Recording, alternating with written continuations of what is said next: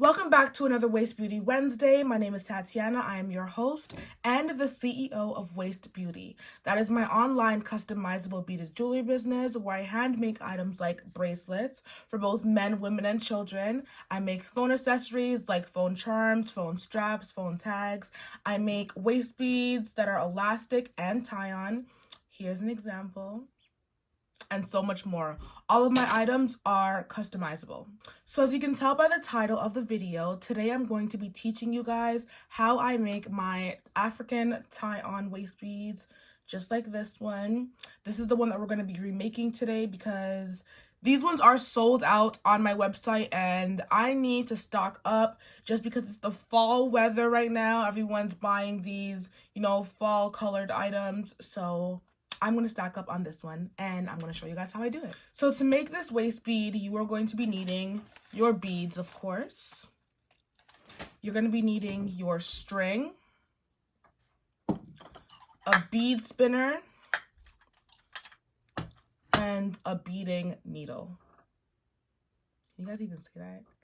Just a heads up, I can't tell you guys exactly when, but my beading string will be available on my website soon. So will my elastic string. This will also be available on my website very, very, very soon. I can't even tell y'all to mark your calendars because I can't give you guys the exact date yet because there's just so many other components that are going into this project that I'm coming up with. So stay tuned though if you guys want some good string. Again, if you guys watch my durability videos, you know that the string is durable, okay? Breakage wear, okay? So the very, very first thing that you want to do is measure your string. So I'm going to take my string against this tape measure, this heavy duty tape measure. I have smaller tape measures. I don't know why I use this big hefty one as if I'm building a house or something. Anyways, so what you want to do is measure your tape measure, and all of my waist beads are 53 inches. Now, if your waist is bigger than 53 inches, that is quite all right because I do customizations. You just have to let me know in the notes section on my website that you request a bigger size, and I'll do it for you, girl. I'll do it for you, no problem. Okay, so once you have your 53 inches, what you're going to do is double the string. So take it at the 53-inch point, fold it in half, and then double it. Okay? You're going to double it.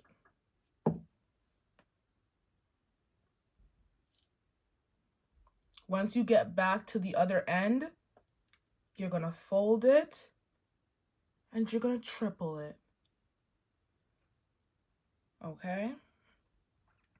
Then you're going to go back to the original point. You're going to fold it again, and you're going to quadruple it. Okay? And then you're going to continue this 16 times. Okay? That's as many times as I do it. And that is to ensure that the waist bead is super duper firm, super duper thick, and durable. Most importantly, durable, okay? Waist Beauty strives on durability. I don't want you guys to get your stuff and then all of a sudden beads are breaking, strings popping off. We don't do that. Let's leave that to BSW. Let's leave it to the hair store waist beads, okay? These ones, waist beads, durable, okay? So I'll be right back. I'm just gonna, do all that and yeah.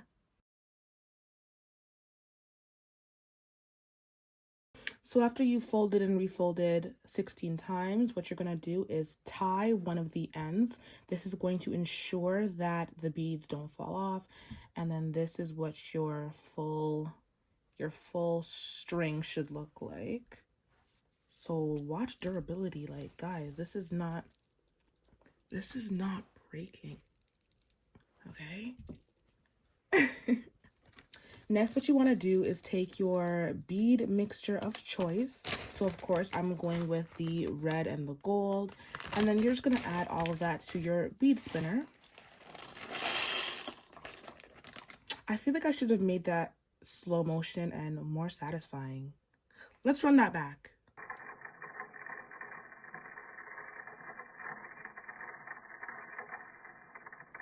So next what you want to do is take your beading needle and then you're going to split it in two. Okay, so the beading needles, they all open up into two just like that. Then you're going to take the other end of your string and stick it right through the middle and then just let it close. Pull it all the way to the end. And this is what you should be left with. Okay. Now it's time to quickly make our waist bead. So all you're gonna do is spin your bead spinner counterclockwise. Hold your needle at an angle, and this will allow all the beads to run onto the needle, just like that. Okay? Look how pretty. And then you can just pull it down, just like that, okay?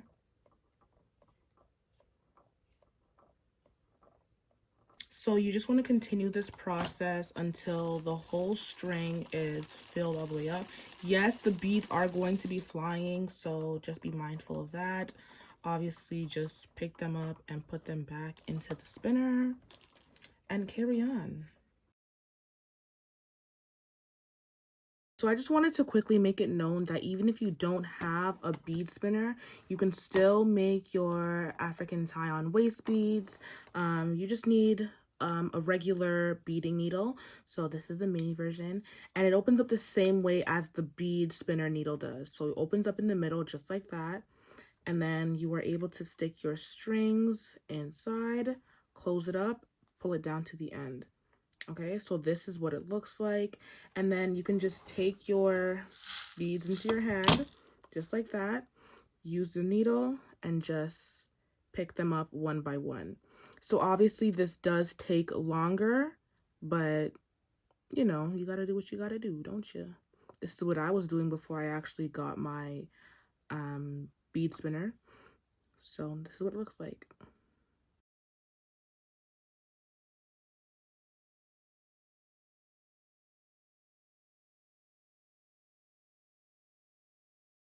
You guys may notice me using these pliers from time to time, and that is because sometimes the beads are a little bit snug.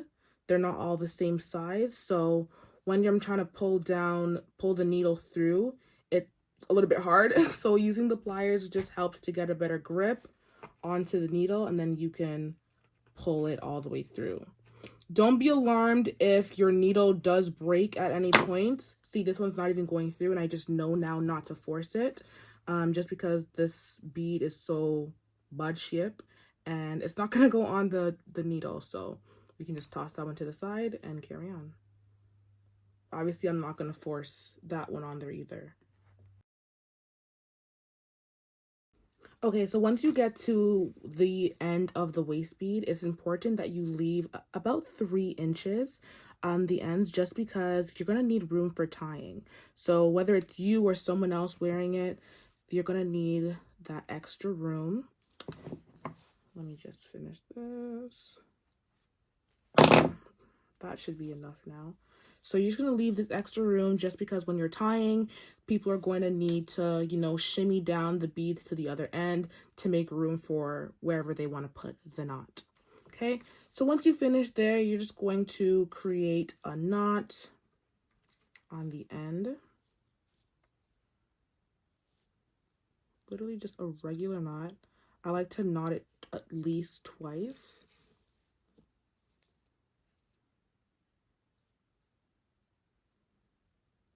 Oops.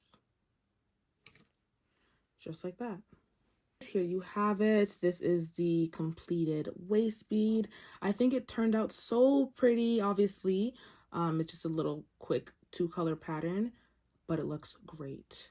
Thank you guys so much for watching this video. I really hope that you were able to follow along, okay? If you have any suggestions on how I can make these videos easier to follow, be sure to let me know in the comments below, or you guys can send me a DM at Waist Beauty. If you guys made anything along with me today, send me videos, send me pictures. I love to see what you guys created. If you're not a creator and you are more of a shopper, then shop wastbeauty.ca.